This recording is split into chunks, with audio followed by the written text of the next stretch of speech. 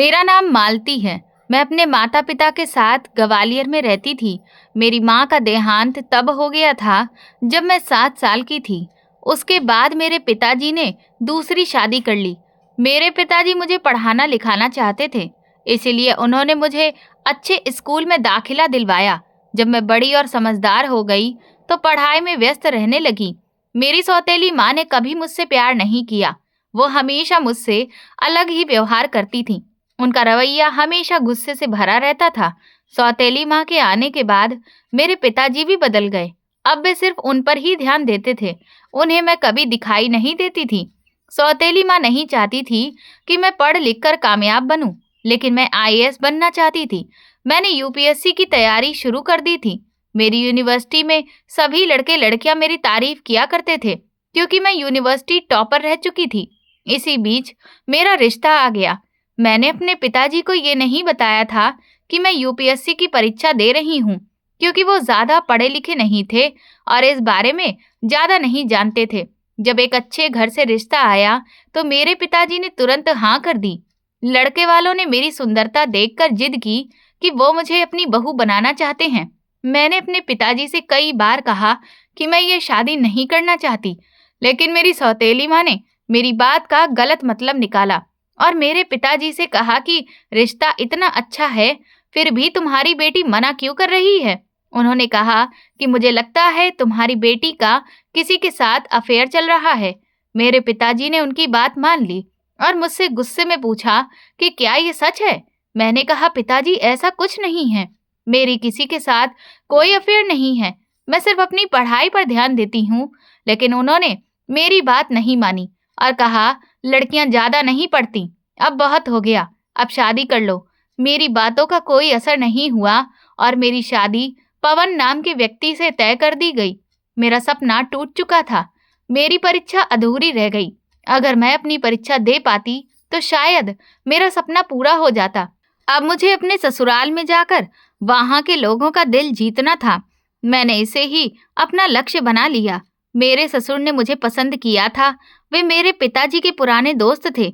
मेरी सास मुझे पसंद नहीं करती थी, लेकिन अपने पति की खुशी के लिए उन्होंने मुझे इस घर में बहू बनाकर स्वीकार कर लिया। शादी के बाद मुझे पता चला कि मेरी सास ने पहले ही अपने बेटे के लिए अपनी पसंद की लड़की तय कर रखी थी। शादी के बाद के कुछ दिन मेरे पति और ससुराल में अच्छे गुजरे, लेकिन मेरी सास और नंद का व्यवहार मेरे साथ अच्छा नहीं था। मेरे ससुराल में घर के सारे काम मुझसे करवाए जाते। मेरे ससुर मेरे साथ अच्छा व्यवहार करते थे, लेकिन उनकी तबीयत खराब रहने लगी। मेरे ससुर की बातों का घर में बहुत प्रभाव था और उनके सामने मेरी सास और नंद का अच्छा व्यवहार रहता था, लेकिन उनके पीछे से वे मुझे ताने देती थीं और मुझसे हर काम करवाती थीं। मेरी सास ने मेरे ससुर जी से कहा था कि मालती भले ही अच्छी लड़की है, लेकिन एक लड़की को मैं शुरू से ही अपने बेटे के लिए सोचती आ रही हूँ। उसका मालती के साथ कोई मुकाबला नहीं। और फिर हमारा बेटा तो अच्छा पढ़ा लिखा है और खूब अच्छा कमाता भी है। मेरे बेटे जैसे लायक लड़के के लिए लड़की भी लाखों में एक होनी चाहिए। तभी मेरे ससुर जी ने अपनी पत्नी की बातों को नजरअंदाज करते हुए कहा, मुझे तो मालती ही पसंद है और पवन की शादी मालती के साथ ही मैं खूब धूमधाम से करूंगा। मेरे ससुर जी ने जैसा कहा वैसा हुआ भी। उन्होंने मेरी और पवन की शादी खूब धूमधाम से की थी। शादी के बाद शुरुआत में सब कुछ अच्छा था, लेकिन शादी के बाद मेरी पढ़ाई पूरी तरह से खत्म हो गई, क्योंकि मेरे पति चाहते थे कि मैं घर को अच्छी तरह संभाल लूं। इसलिए मैंने घर संभालने के अलावा बाकी सभी कामों से अपना ध्यान हटा लिया। मैंने पूरी कोशिश की कि मैं घर के सभी सदस्यों को खुश रख सकूं। मैंने अपनी सास और ननद को हमेशा इज्जत दी। मैंने ननद को हमेशा अपनी बड़ी बहन का दर्जा दिया और सास को अपनी माँ की तरह चाहा। लेकिन मेरी सास को मेरा अच्छापन हमेशा दिखावा लगता था। उन्हें ये बिल्कुल भी मंजूर नहीं था कि मुझे इस घर में सबका प्यार और सम्मान मिले। इसीलिए वो अपनी बेटी के साथ मिलकर मुझे मेरे पति और ससुर के सामने नीचा दिखाने की कोशिश करती रहती थी। एक दिन जब मैं अपने मायके गई हुई थी, मेरी सास और नंद को मौका मिल गया। वो मेरे पति के पास आकर कहने लगी, पवन बेटा, तुम तो पढ़े लिखे हो और मॉडर्न हो, इस मालती की तुम्हारे साथ कोई बराबरी नहीं है। तभी मेरी ननद भी कहने लगी, हाँ भैया, मैं तो चाहती थी कि मेरे एक ही भैया हैं और उनके लिए कोई अच्छी और मॉडर्न भाभी आए, लेकिन पिताजी ने तो मालती के साथ आपकी शादी करके आपकी किस्मत फोड़ दी। कहाँ आप स्टाइलिश और हैंडसम और कहाँ वो सिंपल सी दिखने वाली लड़की। मेरे पति ने उस समय अपनी बहन और माँ से कुछ नहीं कहा, लेकिन उसकी सोच पर असर पड़ने लगा। धीरे धीरे पवन का व्यवहार मेरी तरफ कठोर और रूखा होता गया। वो छोटी छोटी बातों पर मुझे डांटने लगे, ताने मारने लगे और कभी कभी तो मुझ पर हाथ भी उठाने लगे। हाथ उठाना तो जैसे उनके लिए मामूली हो गया था। मैं अपने पति के इस बदले हुए व्यवहार को समझ नहीं पा रही थी। मैंने कई बार अपने पति से बात करने की कोशिश की, लेकिन उनका जवाब हमेशा गुस्से से भरा होता था। मुझे नहीं पता था कि मेरे पति को मेरी सास और ननद ने भड़काया है, जिसकी वजह से वो ऐसा व्यवहार कर रहे हैं। मैं सीधे दिल से अपनी सास से ये बात शेयर करने गई थी ताकि वो अपने बेटे को समझाएं, लेकिन मैंने पूरी बात सुनकर मेरी सास ने कहा, बहू, पति पत्नी के बीच तो ऐसी छोटी मोटी बातें होती ही रहती हैं, इन्हें ज्यादा बढ़ावा नहीं देना चाहिए। किसी तीसरे के सामने रोने की बजाय इन बातों को कमरे के अंदर ही सुलझा लेना चाहिए। मेरी शिकायत मेरी ननद ने फौरन ही अपने भाई से कर दी। उसने कहा, भैया, भाभी आपकी शिकायत माँ के पास लेकर गई थी। इस बात पर भी मेरे पति मुझ पर बहुत बरसे। मैं अपनी सास का जवाब सुनकर हैरान रह गई थी। उन्होंने तो अपना पल्ला ही झाड़ लिया, लेकिन मेरे ससुर जी स्थिति को बहुत अच्छी तरह से समझ रहे थे। वो हमेशा अपने बेटे को अकेले में समझाने की कोशिश किया करते थे, लेकिन मेरे पति एक कान से सुनकर दूसरे कान से निकाल दिया करते थे। इधर मेरे ससुर जी तो दिल के मरीज थे। एक दिन उन्हें दिल में तेज दर्द उठा। इससे पहले कि घर वाले उन्हें अस्पताल पहुंचा पाते, उनका दम घर में ही निकल गया। उनके जाने के बाद मेरे पति को खुली छूट मिल गई थी। मेरी सास और नंद भी वही करती थी जो उनका मन करता था। शादी के करीब 1 साल बाद मैंने एक बेटे को जन्म दिया। मुझे लगा था कि शायद अब मेरे पति का व्यवहार बदल जाएगा, लेकिन ये मेरा भ्रम था। अब हर रात मेरे पति शराब पीकर घर आने लगे। मैं उसके लिए दरवाजा खोलती तो उनके मुंह से शराब की बहुत तेज बदबू आती थी। मेरा छोटा बेटा था। मैं सारा दिन घर के काम करती और रात को अपने बेटे राहुल के साथ जागती रहती थी, लेकिन मेरे पति को इस बात से कोई फर्क नहीं पड़ता था। जब भी मैं अपने पति से कहती कि आप इतनी रात तक घर से बाहर क्यों रहते हैं और शराब भी पीते हैं, कम से कम आपको थोड़ा तो ख्याल रखना चाहिए, तो मेरे पति ने मुझे बालों से पकड़ लिया और कहने लगे, मैं कुछ भी करूं, तुझे इस बात से क्या मतलब? तू घर में क्या करती है? सिर्फ रोटियां पकाती है और बच्चे संभालती है। तुझे मेरी कदर करनी चाहिए। तू मेरे घर में रह रही है, मेरे पैसों पर पल रही है और मुझे ही सिखा रही है कि मुझे क्या करना है।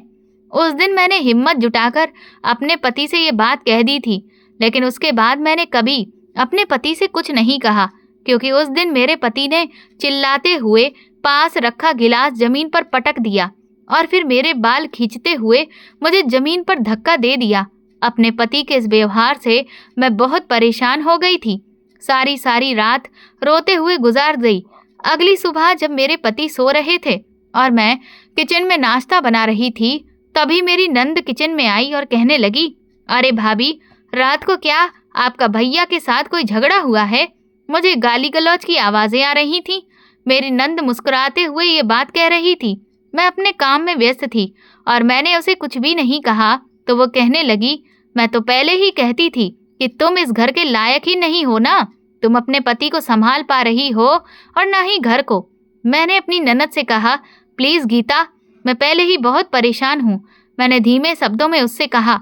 उसने कहा, परेशान तो भैया हैं तुम्हारी वजह से, तुमने उसकी जिंदगी खराब कर दी। ये कहकर वो अपना नाश्ता उठाकर किचन से चली गई। मैं बाकी के कामों में व्यस्त थी। जल्दी जल्दी अपने पति के उठने से पहले सारे काम खत्म कर लेना चाहती थी, क्योंकि उसके बहुत सारे काम होते थे। थोड़ी देर बाद मेरे पति की गुस्से से भरी कड़कती हुई आवाज आई, मालती, अरे मालती, कहाँ मर गई हो? मैंने जल्दी से कहा, जी मैं अभी आई। किचन के सारे काम छोड़कर मैं जल्दी से कमरे में चली गई। मेरी सांसें तेज हो रही थीं। मैंने जल्दी से साड़ी के पल्लू से अपने हाथ पोंछे और कमरे में पहुंचने से पहले ही फिर से मेरे पति ने जोरदार आवाज लगाई, तुम्हें सुनाई नहीं देता? मैं कब से चिल्ला रहा हूँ? मैंने कांपती हुई आवाज में कहा, जी क्या हुआ? पवन कहने लगे, तुम्हें कितनी बार कहा है कि मेरी पहली आवाज में ही मेरे सामने हाजिर हो जाया करो। उसके हाथ में शर्ट थी। उन्होंने वो शर्ट मेरे मुंह पर फेंकते हुए कहा, जल्दी से इसे प्रेस कर दो, मुझे ऑफिस जाना है।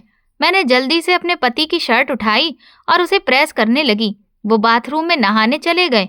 थोड़ी देर बाद उनकी आवाज आई, मालती, तौलिया कहाँ है? जल्दी से तौलिया लेकर आओ, मुझे देर हो रही है। मैं प्रेस छोड़कर जल्दी जल्दी तौलिया लेने के लिए दौड़ी। बाथरूम के दरवाजे पर पहुंचकर मैंने तौलिया अंदर बढ़ाया। ये लीजिए, पवन ने जोरदार आवाज में कहा। यह भी तुम्हें हर बार याद दिलाना पड़ेगा क्या? उन्होंने तौलिया खींचते हुए कहा था। मैं जल्दी से पलटने के लिए मुड़ी तो मेरा पैर बेड के कोने से लग गया। मैं दर्द से कराहते हुए लेकिन जल्दी से शर्ट प्रेस करने पहुंची। जैसे ही मेरी नजर शर्ट पर पड़ी, मैं शॉक्ड रह गई। शर्ट का एक हिस्सा जल चुका था।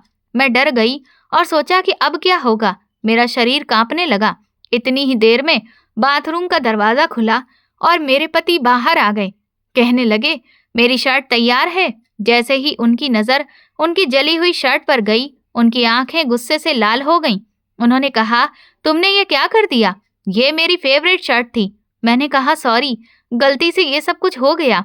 तभी मेरे पति जोर से चिल्लाए और कहने लगे, तुमसे एक काम भी ठीक से नहीं होता। मैं वहीं खड़ी रो रही थी। इतनी ही देर में मेरी सास बड़ी शान के साथ कमरे के अंदर आई। कहने लगी, अरे बेटा, एक शर्ट ही तो जली है, तुम्हें इतनी सी बात पर इतना गुस्सा करने की क्या जरूरत है? तुम्हें तो पता ही है कि इस बेचारी से कोई काम ढंग से होता ही नहीं है। उन्होंने कहा, मैं अभी तेरे लिए दूसरी शर्ट निकालकर प्रेस कर देती हूँ। मेरी सास अलमारी की तरफ गई और अलमारी खोलते हुए कहने लगी, मैंने तो तुझे कहा था कि मेरी मर्जी की लड़की से शादी कर ले, मगर तू भी अपने पिता का कहना मानता रहा।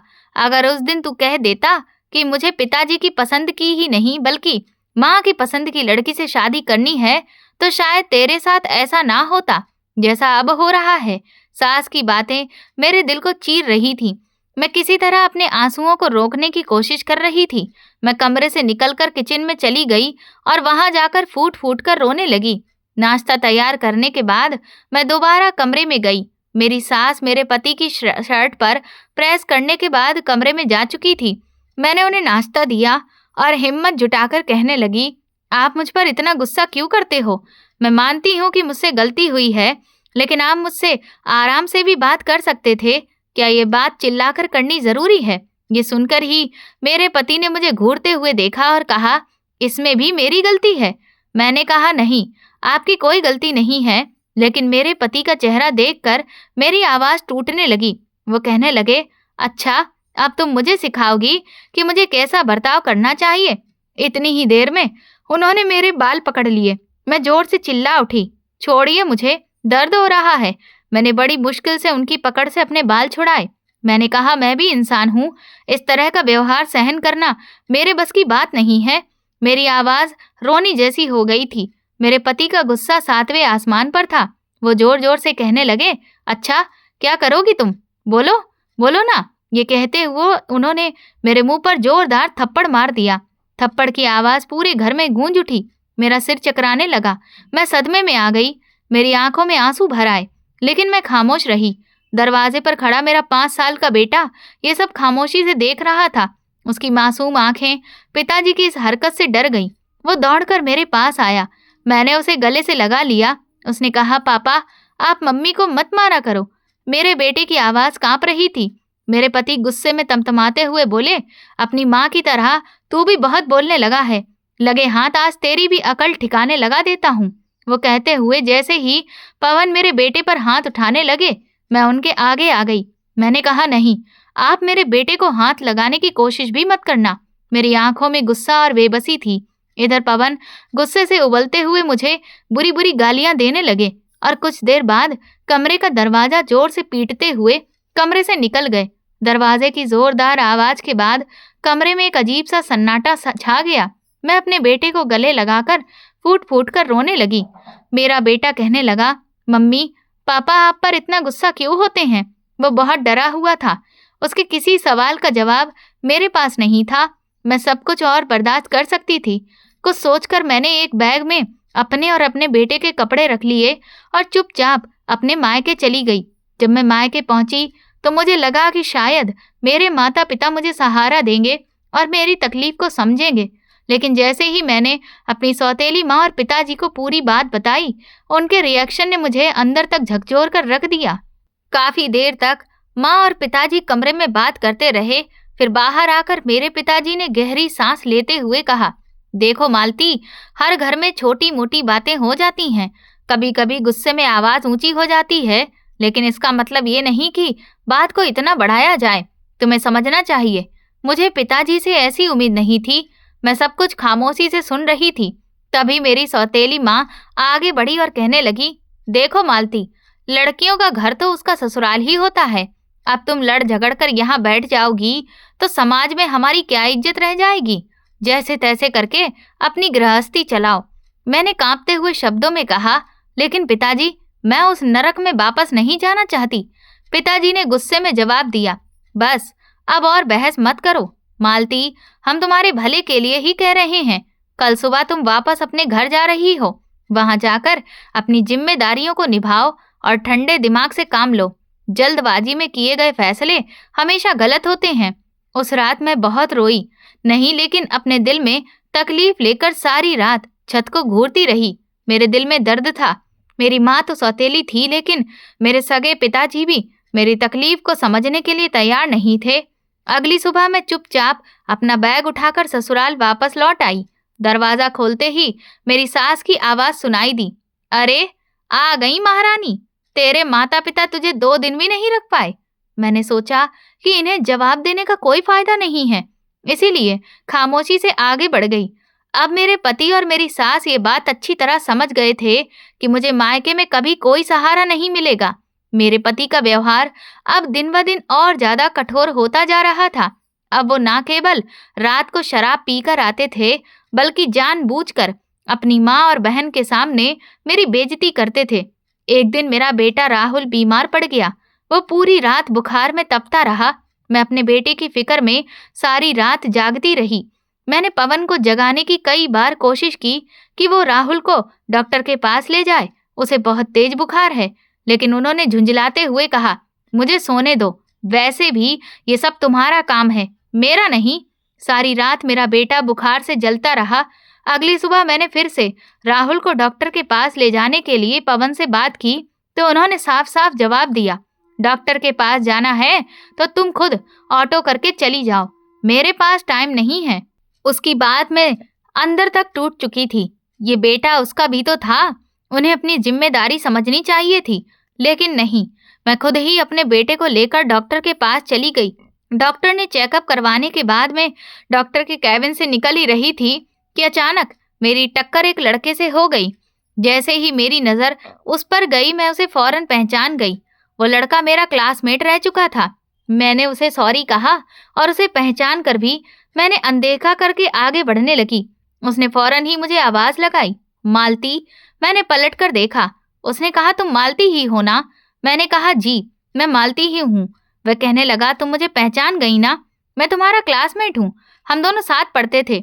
मैंने कहा, हाँ प्रकाश, मैं तुम्हें पहचान गई हूँ। उसने कहा, ये तुमने अपनी कैसी हालत बना ली है?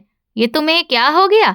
तुम तो कभी हमारी यूनिवर्सिटी की टॉपर हुआ करती थी और तुम तो यूपीएससी का एग्जाम भी दे रही थी। तुमने अपनी पढ़ाई बीच में क्यों छोड़ दी? मैंने कहा, हाँ मेरी पढ़ाई बीच में ही रह गई, लेकिन क्योंकि मेरी शादी हो गई। मैंने अपने बेटे की तरफ इशारा करते हुए बताया, ये मेरा बेटा है। उसने कहा, यार तुम कितनी इंटेलिजेंट थी, शादी करने के बाद तुमने अपना फ्यूचर खराब कर लिया। तुम्हारे चेहरे से भी रौनक गायब हो गई। तुम तो आईएएस बनना चाहती थी। मुझे उम्मीद थी कि तुम्हारा सपना जरूर पूरा होगा। तुम्हें इतनी जल्दी शादी नहीं करनी चाहिए थी। मैंने कहा, शायद यही मेरे नसीब में लिखा हुआ था। बातों के दौरान प्रकाश की नज़र मेरी गर्दन और बाजू पर पड़ी। उसने कहा, ये निशान कैसे हैं? मैं झेंप गई और कुछ नहीं कहा। वो कहने लगा, मैं भी यहाँ ट्रीटमेंट के लिए आया था। मैं तो आज आईपीएस ऑफिसर बन गया हूँ। अगर तुम्हें कोई परेशानी हो तो तुम मुझे बता सकती हो। मुझे तुमसे हमदर्दी है, क्योंकि मुझे अफसोस हो रहा है कि तुम जैसी होनहार लड़की ने अपनी पढ़ाई बीच में छोड़ दी। मेरी आंखों से आंसू निकल रहे थे। मैं प्रकाश को कैसे बताती कि मैं कितने सालों से अपने पति के अत्याचार बर्दाश्त कर रही हूँ। प्रकाश ने कहा, अच्छा ठीक है, लगता है तुम जल्दी में हो, मैं तुम्हारा समय ज्यादा नहीं लूंगा। मुझे लगता है कि तुम काफी परेशान हो, मैं तुम्हारे बारे में ज्यादा तो नहीं पूछूंगा।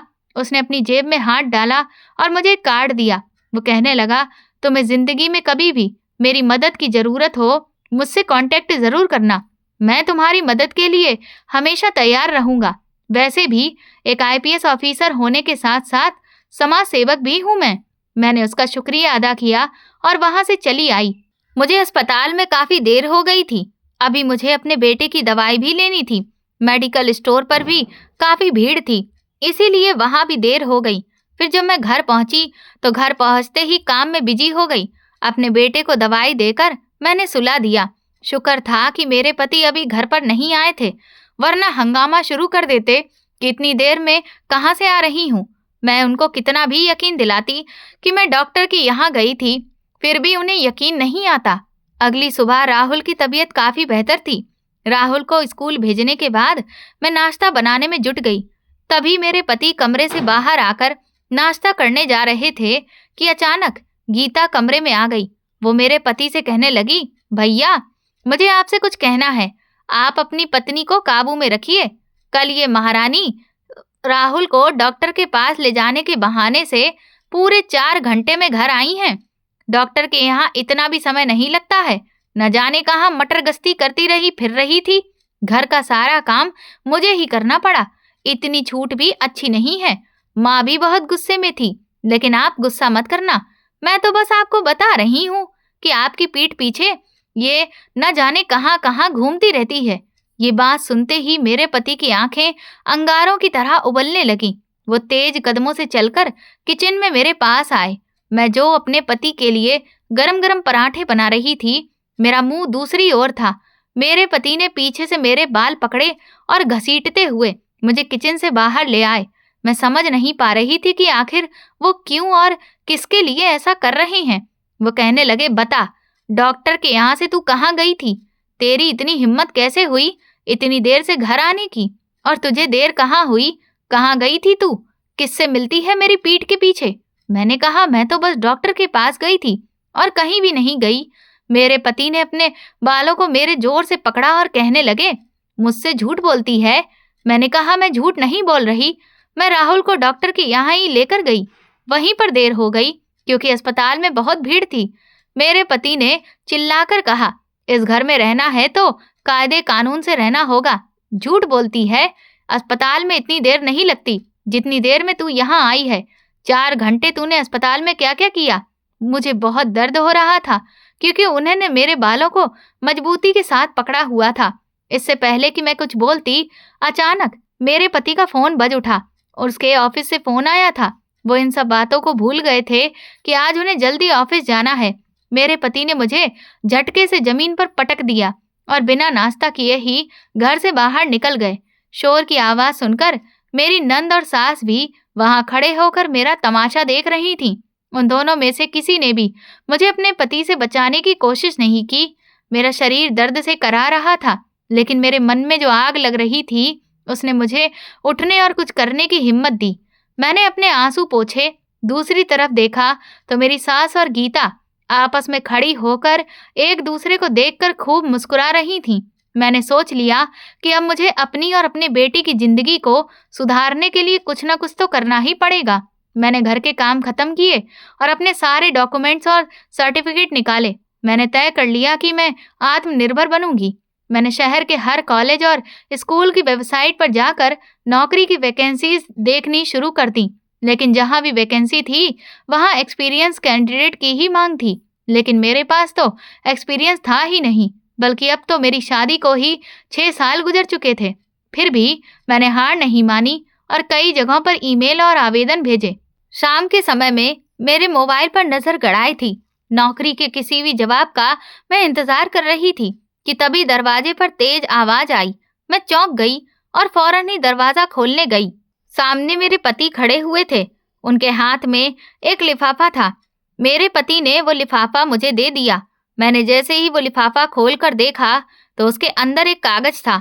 उस कागज पर जो शब्द लिखे हुए थे, उसका हर एक शब्द जैसे किसी तीर की तरह मेरी आत्मा पर वार कर रहा था। ये तलाक के पेपर थे। मैं कांपती हुई आवाज में बोली, डिवोर्स? मेरे पति पवन मुस्कुराते हुए कहने लगे, हाँ, और ये भी जान लो कि मेरा बेटा राहुल मेरे पास रहेगा, क्योंकि तुम बेरोजगार हो, कोई काम धंधा नहीं करती हो, इसीलिए उसकी देखभाल करने के काबिल भी नहीं हो तुम। मैंने कागजों को गौर से देखा, फिर अपने बेटे की तरफ देखा। मेरी आंखों में आंसू तैर गए। एक दिल तो किया कि जोर जोर से चीख कर रो लूं, तो दूसरा दिल किया कि मुझे अपने पति के सामने कमजोर नहीं दिखना चाहिए, बल्कि खुद को हिम्मत से संभालना है। आज अगर मैं हार गई तो मेरे बेटे का फ्यूचर मेरी तरह बर्बाद हो जाएगा। नहीं, मुझे कुछ तो करना ही होगा। मैंने तसल्ली से काम लिया और उन पेपर्स को लेकर कमरे के अंदर चली गई। मेरे पति मुझे आंखें फाड़कर इसी तरह देखते रहे, क्योंकि मैंने बड़ी मुश्किल से अपने आंसुओं पर कंट्रोल किया था। उनके सामने मेरी आंख में एक भी आंसू नहीं टपका। कमरे के अंदर जाकर मैं लेट गई और सारी रात यही सोचती रही कि मुझे क्या करना है। अगली सुबह मैंने अपने पर्स से वो कॉन्टेक्ट वाला कार्ड निकाला जो मुझे प्रकाश ने दिया था, जो कभी मेरा क्लासमेट हुआ करता था। उस पर उसका मोबाइल नंबर लिखा हुआ था। मैंने उस नंबर को डायल किया और जैसे ही प्रकाश ने कॉल रिसीव की तो मैंने बता दिया कि मैं बोल रही हूँ। वह कहने लगा, हाँ हाँ बोलो, क्या बात है? मैंने उससे कहा, तुमने मुझसे कहा था कि तुम मेरी मदद कर सकते हो, आज मुझे तुम्हारी मदद की जरूरत है। उसने कहा, हाँ बताओ, तुम्हें कैसी मदद चाहिए? मैंने कहा, मुझे एक घर की जरूरत है, क्या तुम मेरे लिए एक किराए के घर का बंदोबस्त कर सकते हो? उसने चौंक कर कहा, मगर तुम तो शादीशुदा हो, तुम्हें किराए के घर की क्या जरूरत है? फिर मैंने उसे अपनी पूरी जिंदगी के बारे में बताया कि यहाँ रहते हुए मैं किस तरह से अपने पति और ससुराल वालों के अत्याचार बर्दाश्त करती रही हूँ। फिर काफी देर तक वो मेरी पूरी कहानी सुनता रहा। मैं रो रो कर उसे अपनी कहानी सुना रही थी। फिर उसने कहा, मुझे तुम पर पहली नजर में देखते ही तरस आ गया था, क्योंकि तुम्हारी आंखों से साफ साफ दिखाई दे रहा था कि तुम बहुत ज्यादा परेशान हो। पहले तुम अपने सपनों को पूरा करने के लिए भी इतनी परेशान नहीं दिखाई देती थी। तुम तो बहुत ही खुश मिजाज और समझदार टैलेंटेड लड़की हुआ करती थी। आखिर तुम्हें क्या हो गया? तुम्हें शादी के बाद भी समझदारी से काम लेना चाहिए था। तुम्हारी शादी तो 6 साल हो चुके हैं और तुम अभी तक अपने पति के अत्याचार को बर्दाश्त करती रही। तुम्हें यह अन्याय बिल्कुल भी सहन नहीं करना चाहिए था, बल्कि तुम्हें शुरू में ही इस अन्याय के खिलाफ आवाज उठानी चाहिए थी। मैंने उसे रोते हुए बताया, अब मेरा पति मुझे छोड़ना चाहता है, वो मुझे डाइवोर्स देने के लिए ही सोच रहा है और वो मेरे बेटे को भी मुझसे दूर करना चाहता है। मैं सब कुछ बर्दाश्त कर सकती हूँ, मगर अपने बेटे से दूरी बर्दाश्त नहीं कर सकती। मैं उससे अलग होकर नहीं जी सकूंगी। मुझे आपकी मदद चाहिए। हो सके तो आप मेरे लिए रहने का बंदोबस्त कर दीजिए। प्रकाश कहने लगा, हाँ क्यों नहीं, अगर तुम्हें बुरा न लगे तो तुम मेरे घर में भी रह सकती हो, क्योंकि मैं एक सरकारी फ्लैट में रहता हूँ। मेरा घर तो यहाँ खाली ही पड़ा हुआ है और तुम वहां जाकर रह सकती हो। मैंने कहा, नहीं, मैं तुम्हारे घर में नहीं रह सकती। अगर तुम्हारे घर पर आई तो मेरे कैरेक्टर पर कीचड़ उछाला जाएगा। ये लोग इस बात को कोर्ट में मेरे खिलाफ इस्तेमाल करेंगे। इस तरह मैं और ज्यादा बदनामी हो जाऊंगी। प्रकाश ने कहा, अच्छा ठीक है, कोई बात नहीं, तुम परेशान मत हो। मैं तुम्हारे लिए किराए का घर ढूंढता हूँ और कोई फिक्र मत करना, मैं हमेशा तुम्हारी मदद के लिए तैयार हूँ।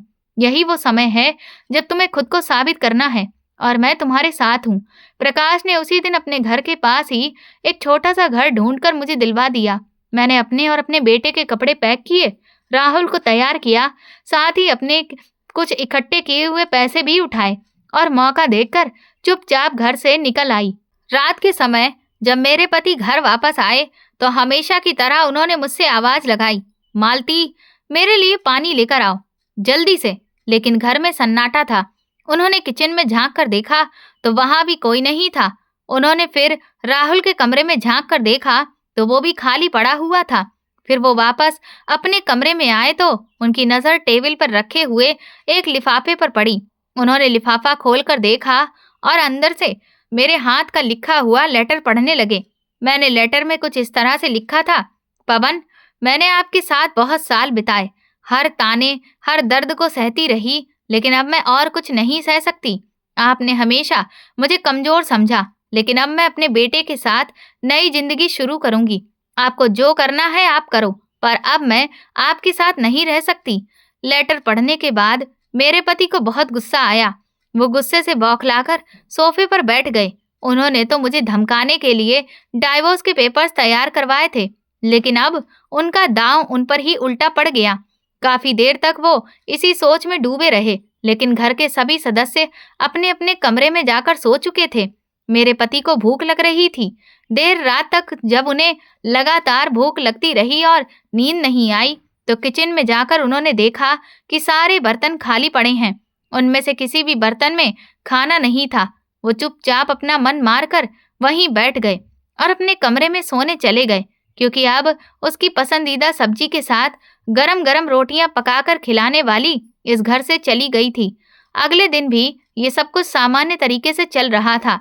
मेरे पति ने कड़कती हुई आवाज में मुझे पुकारा, मालती, पानी लेकर आओ। लेकिन अब उनकी आवाज सुनने वाला कोई नहीं था।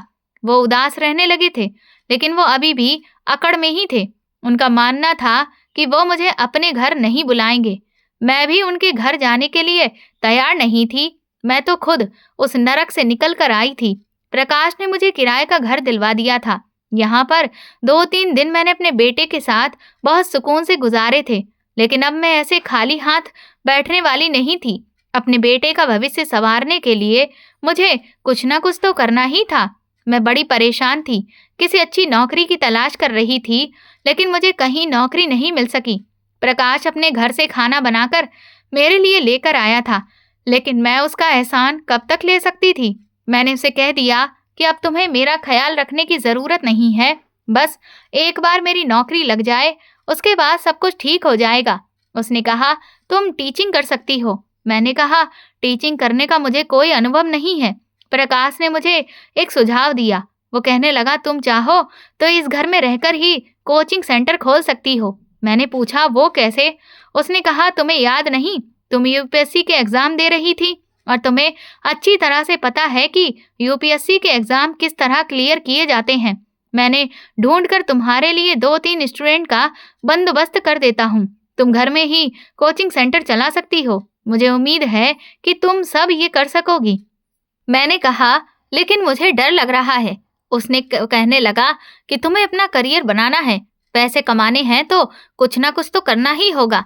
प्रकाश ने मेरे लिए यूपीएससी की तैयारी करने वाले 2-3 स्टूडेंट्स का बंदोबस्त किया। मैंने उन स्टूडेंट्स को पढ़ाना शुरू कर दिया। धीरे धीरे मेरे पास 1-2 और कई स्टूडेंट्स आ गए। मेरी काबिलियत और पढ़ाने का तरीका उन स्टूडेंट्स को पसंद आया। उन्हीं के माध्यम से बाकी स्टूडेंट्स ने भी मेरे पास आना शुरू कर दिया और इस तरह मेरी कोचिंग सेंटर 2 से 5 स्टूडेंट और फिर 5 से 10 स्टूडेंट्स तक पहुंच गई। मुझे खुशी हुई कि मैं कामयाब होने लगी थी। उधर मेरे ससुराल में पवन को मेरी कमी बहुत खल रही थी। उनका अपने ऑफिस के काम पर भी ध्यान नहीं था। उनकी परफॉर्मेंस खराब होने लगी तो कंपनी ने उन्हें नौकरी से निकाल दिया। उसके बाद उन्हें कहीं और अच्छी नौकरी नहीं मिली, इसीलिए उन्हें छोटी मोटी नौकरी करनी पड़ी। वही किराए के छोटे मोटे घर में रहते हुए मैंने सारी परेशानियों का सामना किया, लेकिन धीरे धीरे मैंने अपने लक्ष्य तक पहुंचना शुरू कर दिया। मैंने अपने कोचिंग सेंटर का नाम राहुल कोचिंग सेंटर रखा, मतलब अपने बेटे के नाम पर। ऊपर वाले की कृपा से मेरी मेहनत रंग लाई। स्टूडेंट्स को मेरा पढ़ाया हुआ समझ आने लगा। उन्हें तरक्की हासिल होने लगी तो उन्होंने मेरे बारे में बाकी स्टूडेंट्स को भी बताया जो अच्छे अंक प्राप्त करना चाहते थे। मैं भी उनसे काफ़ी जुड़ने लगी और इस तरह मेरा कोचिंग सेंटर चल निकला। मैंने ऑनलाइन भी अपने कोचिंग सेंटर के विज्ञापन डालने शुरू कर दिए। दिन रात की परवाह किए बिना मेरी मेहनत जारी रही। 3-4 महीने की मेहनत रंग लाई और मेरे पास काफ़ी स्टूडेंट्स हो गए। उसके द्वारा दिए गए कुल चार्ज इतने ज़्यादा हो गए कि मेरा घर आराम से चलने निकला।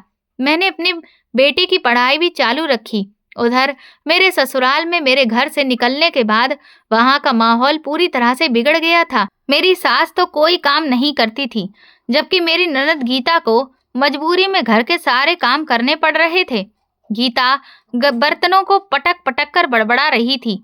पवन जब भी घर में दाखिल होते और अपनी बहन से खाना या नाश्ता मांगते तो वो गुस्से में कहती, भैया मैं आपकी नौकरानी नहीं हूँ, आखिर मैं भी इंसान हूँ। हद हो गई है, कितना काम करूं?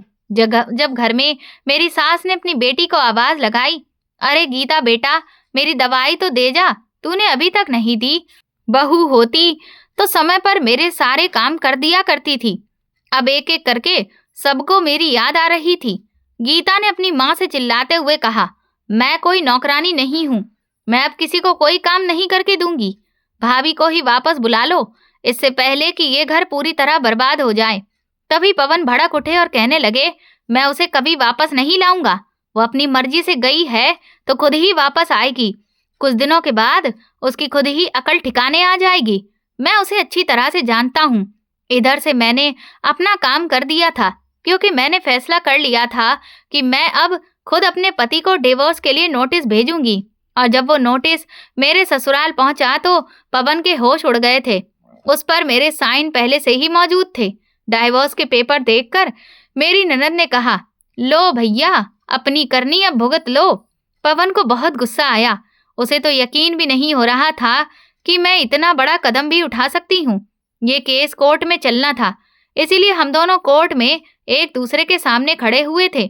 मेरे पति ने भी अपनी तरफ से वकील किया था, जिसने अपने शब्दों से मुझ पर प्रहार किया।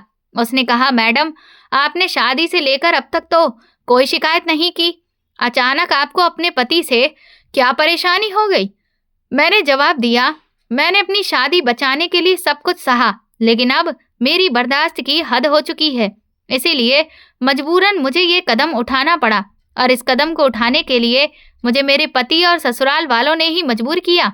मेरे पति के वकील ने मुझ पर बदचलन और लापरवाह होने का भी आरोप लगाया, जिसे मैंने खामोशी से बर्दाश्त किया। उसने कहा, जो महिला खुद ही घर छोड़कर चली गई, उसका चाल चलन ही ठीक नहीं हो, ऐसी माँ को बच्चे की कस्टडी कैसे दी जा सकती है? लेकिन मैंने भी अपना पक्ष मजबूती से रखा। मैंने गवाह और मेडिकल रिपोर्ट्स पेश की, जो मेरे साथ घरेलू हिंसा को साबित कर रही थी। सबसे बड़ा मोड़ तो तब आया जब राहुल को कोर्ट में बुलाया गया। जज साहब ने उससे प्यार से पूछा, बेटा, आप किसके साथ रहना चाहते हो? मैं अपने बेटे के चेहरे की तरफ ध्यान से देख रही थी। उसने एक सही फैसले से ये सब कुछ ठीक भी हो सकता था और एक गलत फैसले से सब कुछ गलत भी हो सकता था। लेकिन मेरे बेटे ने बिना किसी डर के कहा, मैं अपनी मम्मी के साथ रहना चाहता हूँ।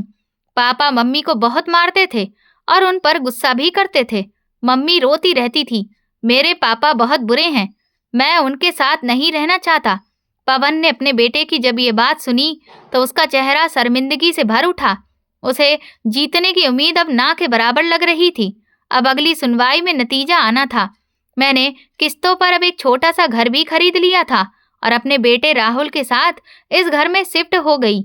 इस बुरे वक्त में प्रकाश ने मेरा बहुत साथ दिया था। वो अच्छा और ईमानदार इंसान था, वरना कहाँ कोई गैर किसी के लिए इतना करता है। उसने भी मुझे हिम्मत दिलाई और मुझे अपना केस किस तरह से लड़ना है ये भी बताया। केस की आखिरी सुनवाई से ठीक एक दिन पहले मेरे मोबाइल पर पवन का फोन आया। मैंने फोन उठाया तो उन्होंने कहा कि वो एक बार मुझसे मिलना चाहते हैं, लेकिन मैंने कहा कि मैं तुमसे नहीं मिलना चाहती।